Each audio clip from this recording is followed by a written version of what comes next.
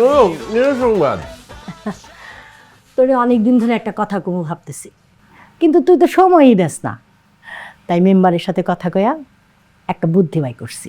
অনেক তো মানুষের দোকানে কাজ করছস, আমার অনেক দিনের একটা স্বপ্ন ছিল জানোস, তোর একটা নিচের দোকান হইব, একটা নিচের ব্যবসা হইব, তারপর সুমাইয়ারে নিয়া তুই সারা জীবন একসাথে সুখে শান্তিতে বাস করবি। তোর ফুপারও সেই স্বপ্ন ছিল রে। তোর ফুপা প্রতি রাত্রে তোর জন্য আমার কাছে কান্না করতো, কইতো ছেলেটারে নিজের কাছে রাইখা দাও, বাইরে যাইতে দিও না। বড় ভালো ছেলেটা। আমাদের তো নিজের ছেলে মেয়ে নাই, তুই আমাদের কাছে ছেলে মেয়ের মতো।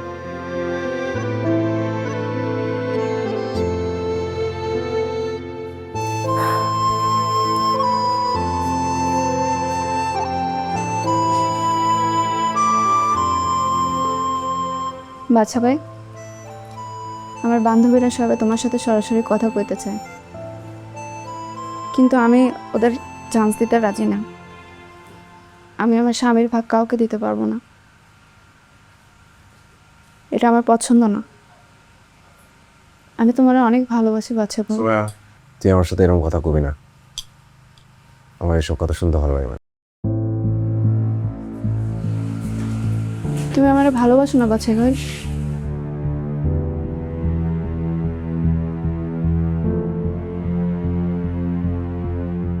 রমন ভাই, আরে আহেন না। ভাই হয়ে গেছে, এই যে হয়ে গেছে, এই যে আহেন আহেন। ভাই একটু দেরি এলো, আই গেছে। অসুবিধা। ভাই গড়িটা দে। এই যে আব্বা। লাগবে না, আমি পড়তেছি। আচ্ছা আব্বা, এই বয়সে প্রতিদিন দোকানদারি না করলে হয় না? বাদশা ভাই তো আছে দোকান দেখার জন্য। বাসা ভালো ছিল, ঠিক আছে, আমার হয়ে গেছে, লাগাই দিছি। বাসা ভালো ছিল, সেটা ঠিক আছে, তার উপর আমার ভরসা আছে, সেটাও ঠিক আছে।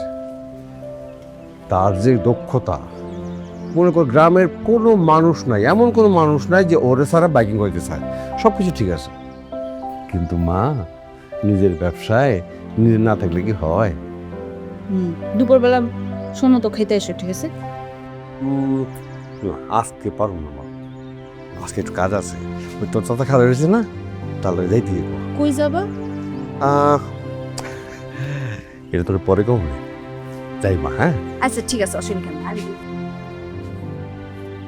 চাচা, আব্বা তো কইলো না কই যাবা তোমরা, তুমি কও। আচ্ছা মা, তুমি কত কারো ঘরের মাইয়া যখন বড় হয়, বাপ রেখে আর ঘরে বসে থাকলে চলে? একটু খোঁজ খবর নিতে হবে না? হ্যাঁ, ও, আমি এখন তোমার কাছে বোঝা হয়ে গেছি, তাই না? ওই দেখো আমার মা কি কয়, তুই এই কথা কষ্ট কর, বুঝাবি কে তুই? মা তো যাই। যাই বলতে হয় না, বলো আসি। ওরে আমার মা, আসি মা, আসি। চল ভাই চলে। হ্যাঁ, আল্লাহ আসি আসি আচ্ছা। আসি।